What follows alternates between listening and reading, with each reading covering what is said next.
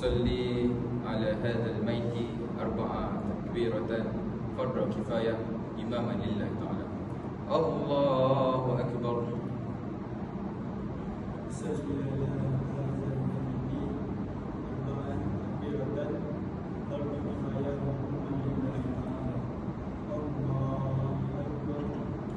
بسم الله الرحمن الرحيم.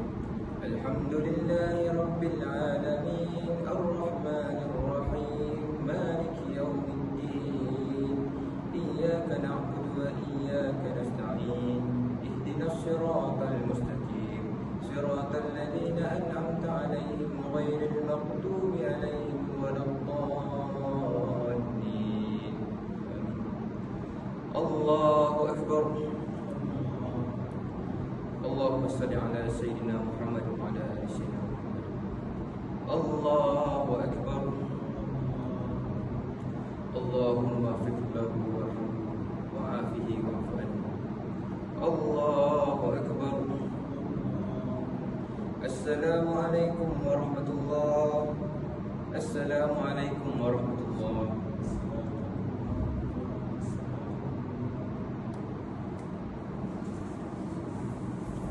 Demikianlah solat jenazah bagi jenazah lelaki.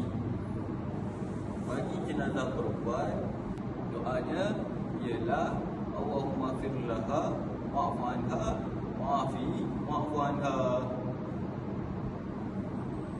Untuk jenazah yang ramai, perbezaannya juga terdapat pada doa. Doanya ialah Allahumma ighfir lahum warhamhum wa'afihi wa'fu anhum. Berikut ialah kedudukan imam bagi jenazah lelaki. Bagi jenazah lelaki, imam berdiri sebaris dengan bahagian kepala jenazah semasa menunaikan solat jenazah. Kedudukan ini merupakan amalan yang berdasarkan sunnah Rasulullah SAW. Bagi kedudukan imam bagi jenazah perempuan pula, imam berdiri sebaris dengan bahagian tengah badan, iaitu sekitar pinggang atau dada jenazah semasa menunaikan solat jenazah. Kedudukan ini juga adalah berdasarkan sunnah Rasulullah SAW.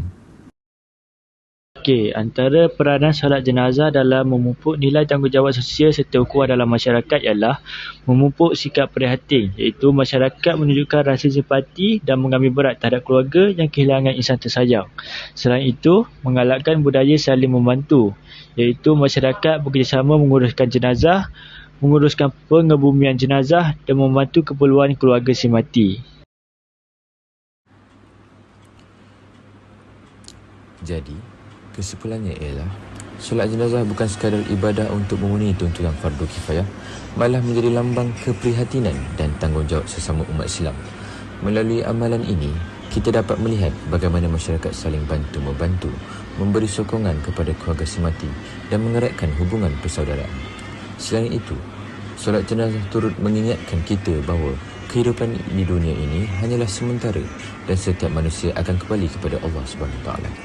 Oleh itu, kita hendaklah sentiasa mengamalkan sikap tolong-menolong, menghormati antara satu sama lain dan bersama-sama memupuk masyarakat yang bersatu padu serta penyayang. Jadi, wabillahi taufiq wal hidayah. Wassalamualaikum warahmatullahi wabarakatuh.